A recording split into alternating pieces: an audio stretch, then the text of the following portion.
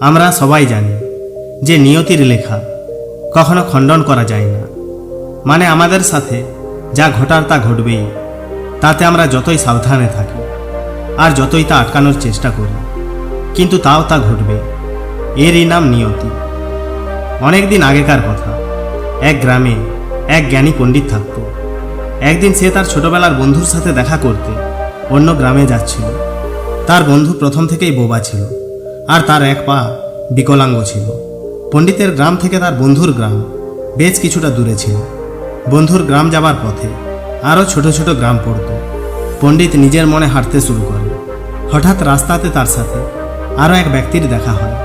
সেও পণ্ডিতের সাথে হাঁটতে থাকে।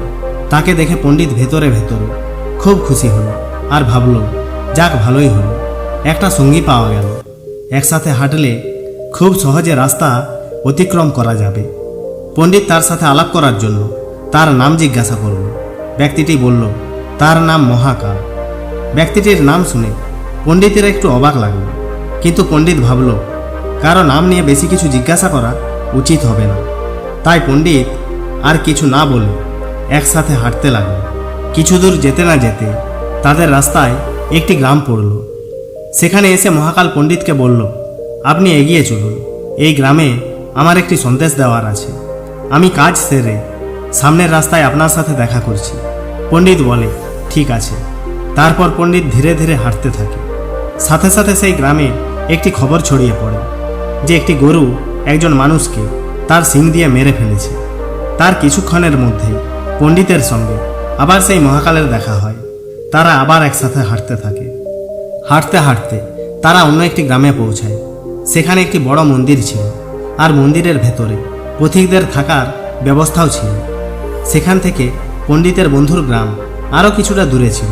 এদিকে সন্ধে নেমে এসেছে। তাই পণ্ডিত মহাকালকে বলল, সারাদিন হাঁটতে হাঁটতে ক্লান্ত হয়ে পড়েছি, খিদেও পেয়েছে, তাছাড়া সন্ধে হয়ে এলো। তাই এখানে রাতটা বিশ্রাম করে নিই, তারপর কাল সকাল থেকে আবার হাঁটতে শুরু করব। মহাকাল বলে, ঠিক আছে, আপনি বিশ্রাম করুন, আমার এই গ্রামে একটু কাজ আছে, আমি কাজ সেরে এখানেই ফিরে আসব। এই বলে মহাকাল চলে গেল। তার যাবার সাথে সাথে সেই গ্রামে আগুন লেগে যায় আর দেখতে দেখতে পুরো গ্রাম আগুনে পুড়ে যায়। পণ্ডিত অবাক হয়ে ভাবতে থাকে, এই মহাকাল যেখানেই যাচ্ছে সেখানেই কিছু না কিছু অঘটন ঘটছে। কিছু তো একটা রহস্য আছে এই ব্যক্তির মধ্যে। কিন্তু পণ্ডিত রাতের বেলায় এই বিষয়ে মহাকালকে কিছু জিজ্ঞাসা করা উচিত হবে না ভেবে চুপ করে রইল। পরের দিন সকালে তারা আবার নিজের গন্তব্যস্থলের উদ্দেশ্যে হাঁটতে শুরু করল। কিছু দূর চলার পর তারা আবার একটি গ্রামে এসে পৌঁছালো। সেখানে মহাকাল পণ্ডিতকে আবারও বলল, আপনি এগিয়ে চলুন, আমার এই গ্রামে একটু কাজ আছে, আমি তাড়াতাড়ি কাজ সেরে সামনের রাস্তায় আপনার সাথে দেখা করব। এই বলে মহাকাল সেখান থেকে চলে গেল। কিন্তু পণ্ডিত এবার আর এগিয়ে গেল না। এবার সে মহাকালকে দেখতে লাগলো যে এই ব্যক্তি কোথায় যাচ্ছে, কি করছে। তখন হঠাৎ পণ্ডিত কিছু মানুষের চিৎকার শুনতে পেল। তারা বলা বলি করছে, এখানে এক যুবককে সাপে কামড়েছে আর সে মারা গেছে। ঠিক সেই সময় মহাকাল আবার পণ্ডিতের কাছে এলো। এবার পণ্ডিত সাহস করে মহাকালকে জিজ্ঞেস করল, আচ্ছা তুমি যেখানেই যাচ্ছ সেখানে কিছু না কিছু অঘটন ঘটছে, এমনটা কেন হচ্ছে বলতে পারো? মহাকাল বলে, পণ্ডিত মশাই, আমার তো আপনাকে জ্ঞানী মানুষ বলে মনে হয়েছিল আর সেই ভেবেই আমি আপনার সাথে হাঁটছিলাম, কিন্তু আপনি আমাকে এখনো চিনতে পারলেন না। পণ্ডিত বলে, আমি বুঝতে তো পারছি, কিন্তু একটু সংশয় রয়েছে, তাই তুমি তোমার উপযুক্ত পরিচয় দাও। তখন মহাকাল বলে, আমি হলাম যমদূত। আমি যমরাজের আদেশে সেই সব জীবের প্রাণ হরণ করি যাদের সময় শেষ হয়ে যায়। মহাকালের কথা শুনে পণ্ডিত ঘাবড়ে গেল। তাও সাহস করে পণ্ডিত বলল, তুমি যদি সত্যিই যমদূত হও তাহলে বলো তো পরের মৃত্যু কার হবে? মহাকাল বলে, পরের মৃত্যু আপনার সেই বন্ধুর হবে যার সাথে আপনি দেখা করতে যাচ্ছেন, আর আপনি তার মৃত্যুর জন্য দায়ী হবেন। এই কথা শুনে পণ্ডিত আরও ঘাবড়ে গেল আর সে মনে মনে ভাবতে লাগল, সত্যিই যদি এই মহাকাল যমদূত হয় তাহলে তার কথা সত্যি হবে আর আমি আমার সব থেকে প্রিয় বন্ধুর মৃত্যুর কারণ হব। না না, এর থেকে ভালো হবে আমি তার সাথে আর দেখাই করতে যাব না, কমপক্ষে আমি তো তার মৃত্যুর কারণ হব না। মহাকাল তখন হাসতে হাসতে বলে, আপনি যা ভাবছেন তা আমি জানি, কিন্তু আপনি দেখা করতে না গেলেও নিয়তি কখনো বদলে যাবে না। আপনার বন্ধুর মৃত্যু তো নিশ্চিত, যা আগামী কয়েক মুহূর্তের মধ্যে দেখতে পাবেন। মহাকালের মুখ থেকে এই কথা শুনে পণ্ডিত আশ্চর্য হয়ে ওঠে। পণ্ডিত ভাবে, মহাকাল আমার মনের কথা জানল কিভাবে? এটা কোনো সাধারণ মানুষের পক্ষে জানা সম্ভব নয়। এবার পণ্ডিতের সম্পূর্ণ বিশ্বাস হলো যে মহাকাল সত্যি সত্যি একজন যমদূত। এবার সে খুব ভয় পেয়ে গেল। সে তার বন্ধুর মৃত্যুর কারণ হতে চাইছিল না, তাই সে পুনরায় নিজের গ্রামের দিকে যেতে শুরু করলো। তখনই হঠাৎ সে দেখে তার বন্ধু তার দিকে এগিয়ে আসছে। তাকে দেখে বেশ খুশি খুশি মনে হচ্ছিল, কিন্তু যখনই সে পণ্ডিতের কাছে এলো তখনই সে হঠাৎ মাটিতে লুটিয়ে পড়ল আর মারা গেল। এই সব দেখে পণ্ডিত হতবাক হয়ে গেল আর মহাকালের দিকে তাকিয়ে রইল, যেন সে বলতে চাইছে, এই সব কি হয়ে গেল? কেনই বা এমন হলো? মহাকাল পণ্ডিতের মনের কথা শুনতে পেল আর বলল, আপনার বন্ধু পিছনের গ্রামে আপনাকে দেখে ফেলেছিল।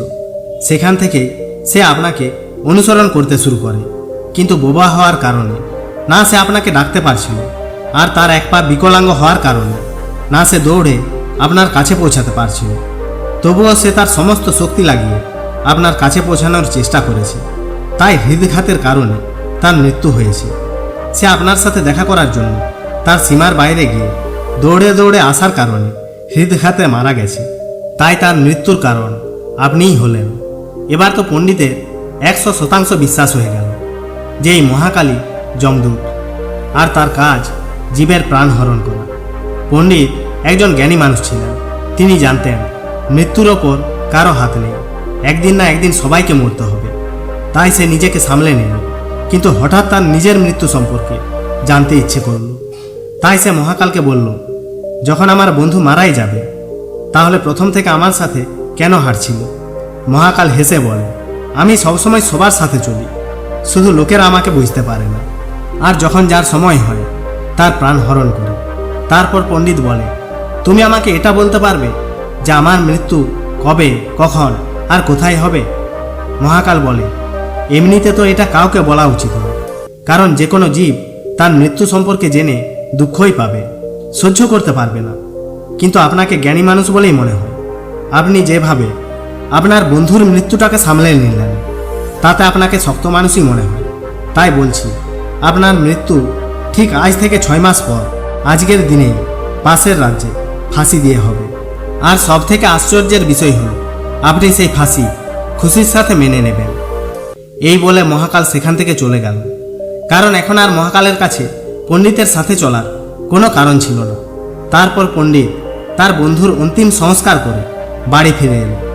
কিন্তু কোনো মানুষ যতই জ্ঞানী হোক না কেন, নিজের মৃত্যু সম্পর্কে জেনে ঠিক থাকতে পারে না। সে অবশ্যই মৃত্যু থেকে বাঁচার কোনো না কোনো উপায় খোঁজার চেষ্টা করবে। পণ্ডিতও তাই করবে, কেননা পণ্ডিত একজন জ্ঞানী মানুষ ছিল। তাই তার পরিচয় সেই রাজ্যের রাজার সাথে ছিল। পণ্ডিত ভাবল, রাজার কাছে অনেক জ্ঞানী মন্ত্রী আছে, তারা আমার মৃত্যু আটকানোর কোনো না কোনো উপায় ঠিক বের করবে। এই সব ভাবতে ভাবতে পণ্ডিত রাজদরবারে পৌঁছালো আর সমস্ত ঘটনা রাজাকে শোনালো। রাজা সমস্ত মন্ত্রীদের কাছে এর সমাধান চাইল। সবাই মিলে যুক্তি পরামর্শ করে এই সিদ্ধান্তে পৌঁছালো যে পণ্ডিতের কথা যদি সত্যি হয় তাহলে তার মৃত্যু 6 মাস পর হবে। কিন্তু মৃত্যু তো তখন হবে যখন পণ্ডিত অন্য রাজ্যে যাবে। তাই আমরা যদি তার থাকার ব্যবস্থা এই রাজমহলের মধ্যেই করতে পারি, তাহলে তাকে কেউ অন্য রাজ্যে নিয়ে যেতে পারবে না, আর এই রাজ্যে থাকলে তার মৃত্যুই হবে না।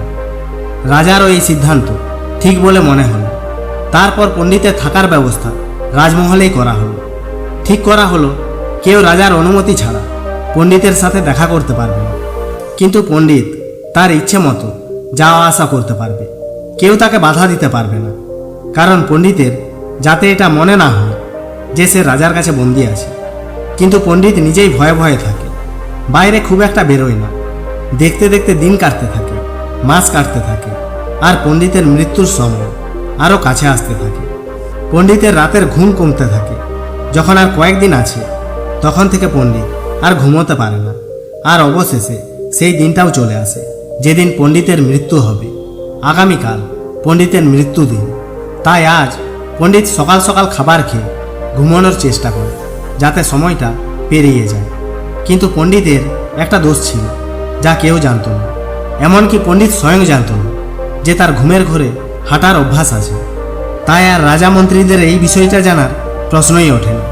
সেদিনও রাতে সেই দোষটি জেগে ওঠে, আর পণ্ডিত তার কক্ষ থেকে হাঁটতে হাঁটতে বেরিয়ে আসে। রাজা আগেই সবাইকে বলে রেখেছিল যে পণ্ডিত তার মর্জি মতো যখন তখন যেখানে খুশি যেতে পারে, তাকে কেউ যাতে না আটকায়। তাই পণ্ডিতকে কেউ বাধা দিল না। সবাই ভাবে ঘুম আসছে না বলে হয়তো পণ্ডিত হাঁটাচলা করছে, আর কোথায় আর যাবে। এদিকে পণ্ডিত ঘুমের ঘরে হাঁটতে হাঁটতে ঘোড়ার রাস্তা বলে গিয়ে উঠল, আর সেখানে একটি ঘোড়ার ওপর হোঁচট খেয়ে ঘোড়ার ওপরেই ঘুমিয়ে পড়ল। ঘোড়াটি উঠে চলতে চলতে রাজমহল থেকে বেরিয়ে গেল। সেখানের প্রহরীরা ঘুমিয়ে পড়েছে, তাই পণ্ডিতকে বাধা দেওয়ার কেউ ছিল না। এদিকে ঘোড়া সারা রাত পণ্ডিতকে পিঠে নিয়ে দৌড়াতে শুরু করে। পণ্ডিতও অঘরে ঘুমোতে থাকে, কারণ সে বেশ কয়েকদিন ভালো করে ঘুমোতে পারেনি। ঘোড়া সারা রাত দৌড়াতে দৌড়াতে সকাল পর্যন্ত সেই রাজ্যের সীমা পেরিয়ে পাশের রাজ্যে চলে যায়। আর সেই রাজ্যের প্রহরীরা পণ্ডিতকে বন্দি করে সেই রাজ্যের রাজার কাছে নিয়ে যায়। রাজা ভাবে কোনো গুপ্তচর হবে হয়তো, তাই রাজা 7-5 না ভেবে পণ্ডিতকে মৃত্যুদণ্ড দিয়ে দেয়। এদিকে পণ্ডিত বুঝতেই পারছে না, এ আমি কোথায় এলাম, কিভাবে এলাম। মৃত্যুদণ্ড শুনে পণ্ডিত খুব ভেঙে পড়ে, কিন্তু তাও সে সাহস করে রাজাকে বলে, আমি কোনো গুপ্তচর নই। আমি এটাও জানি না যে আপনার রাজ্যে আমি কিভাবে এলাম। শুধু এইটুকু জানি, আজ আমার মৃত্যুদিন, আর আমার মৃত্যু হতে চলেছে। এই কথা শুনে রাজা আশ্চর্যের সাথে বলে, তুমি কি করে জানলে যে আজ তোমার মৃত্যুদিন? এই প্রশ্নের উত্তরে পণ্ডিত পিছনের 6 মাসের সমস্ত ঘটনা সেই রাজ্যের রাজাকে বলে। রাজা ভাবে পণ্ডিত সাজা থেকে বাঁচার জন্য মহাকাল যমদূতের গল্প বানাচ্ছে। পণ্ডিত আরও বলে, যদি আমার কথা বিশ্বাস না হয়, আপনি আমার রাজ্যে খবর পাঠান, তাহলে আপনি জানতে পারবেন আমি সত্যি বলছি নাকি মিথ্যা। তারপর সেই রাজ্যের রাজা পণ্ডিতকে বলল, আমি তোমার রাজ্যে খবর পাঠাচ্ছি। যদি তোমার কথা সত্যি হয় তাহলে ঠিক আছে, না হলে আমি তোমাকে সাথে সাথে ফাঁসির আদেশ শোনাবো। এই বলে রাজা সেই রাজ্যে সেনা পাঠালো। সেখানে গিয়ে তারা জানতে পারল, হ্যাঁ সত্যিই ওই রাজ্যের রাজা পণ্ডিতকে খুঁজে বেড়াচ্ছে। সৈনিকরা সন্ধে নাগাদ ফিরে এসে রাজাকে বলল, পণ্ডিত যা বলছে তা একদম অক্ষরে অক্ষরে সত্যি। সেই রাজ্যের রাজা পিছনের 6 মাস তার প্রাসাদে এই পণ্ডিতের থাকার ব্যবস্থা করেছিল। কাল সন্ধ্যাবেলায় রাজা পণ্ডিতের সাথে শেষবার দেখাও করেছিল, কিন্তু আজ সকাল থেকে তারা পণ্ডিতকে আর দেখতে পায়নি। তারা এটাও জানে না কি করে পণ্ডিত এখানে এলো। সমস্ত কথা শুনে রাজা খুব চিন্তায় পড়ে গেল, কারণ এই সব না জেনে রাজা পণ্ডিতকে মৃত্যুদণ্ড দিয়ে দিয়েছিল। এখন মৃত্যুদণ্ড দিলে একজন নিরপরাধ মানুষ মারা যাবে, আর মৃত্যুদণ্ড তুলে নিলে রাজার বিচারের অবমাননা হবে। তাই রাজা মন্ত্রীদের কাছে এই সমস্যার সমাধান চাইল। মন্ত্রীরা বলে, এক কাজ করুন মহারাজ, পণ্ডিতকে একটি সরু ও দুর্বল দড়ি দিয়ে ফাঁসি দিয়ে দিন, যাতে তা সহজেই ছিঁড়ে যায়। এতে আপনার কোথাও থাকবে, আর দড়ি ছিঁড়ে যাওয়ার ফলে পণ্ডিতও বেঁচে যাবে। রাজারও এই আইডিয়া বেশ পছন্দ হলো, তাই তিনি এরকমই করার আদেশ দিলেন। পণ্ডিতের জন্য সরু ও দুর্বল দড়ি দিয়ে ফাঁসির ফান্দা তৈরি হলো। সবাই খুব আনন্দে ছিল। পণ্ডিতেরও সম্পূর্ণ বিশ্বাস ছিল এই সরু দড়িতে ফাঁসি হতেই পারে না, দড়ি অবশ্যই ছিঁড়ে যাবে। তাই সেও খুশির সাথে সেই ফাঁসি মেনে নিল, ঠিক যেরকম মহাকাল বলেছিল যে আপনি আপনার ফাঁসি খুশির সাথে মেনে নেবেন। তারপর পণ্ডিতকে ফাঁসির মঞ্চে নিয়ে গিয়ে ফাঁসি দেওয়া হলো। সরু দড়িটি ছিঁড়ে গেল ঠিকই, কিন্তু সে তার আগে তার কাজ করে ফেলেছিল। দড়িটি পণ্ডিতের গলা কেটে ফেলেছিল। পণ্ডিতের শরীর নিচে পড়ে ছটফট করতে থাকে, আর গলা দিয়ে গল গল করে রক্ত বেরোতে থাকে। দেখতে দেখতে পণ্ডিতের শরীর স্থির হয়ে গেল। সবাই অবাক হয়ে এক দৃষ্টিতে দেখতে লাগলো। কেউ বিশ্বাসই করতে পারছিল না যে একটি সরু দড়িটিও কারো জীবন নিতে পারে। কিন্তু যা ঘটার তা ঘটে গিয়েছে, নিয়তি তার কাজ করে ফেলেছে। এইভাবে মহাকালের ভবিষ্যৎবাণী সত্যি হয়ে উঠল। তাই তো গীতাতে ভগবান শ্রীকৃষ্ণ বলেছেন, যা হওয়ার তা ঠিক হবে, তাতে তুমি যতই সাবধানে থাকো, যতই তা আটকানোর উপায় খুঁজো, তাও তা ঠিক ঘটবে। কারণ যে কোনো ঘটনা বা ঘটনার প্রণালী আগে থেকেই ঠিক হয়ে থাকে, যা কখনো বদলানো যায় না। এই জন্যই বোধহয় ঈশ্বর আমাদের ভবিষ্যৎ জানার ক্ষমতা দেন, যাতে আমরা আমাদের জীবন আনন্দে কাটাতে পারি। পণ্ডিত যদি মহাকালকে নিজের মৃত্যু সম্পর্কে না জিজ্ঞেস করত, তাহলে 6 মাস রাজার প্রাসাদে ভয়ে ভয়ে না কাটিয়ে নিজের মতো করে বাঁচতে পারত। কাহিনীটি ভালো লাগলে ভিডিওকে লাইক করে চ্যানেলকে সাবস্ক্রাইব করে দাও। জয় হিন্দ, বন্দে মাতরম।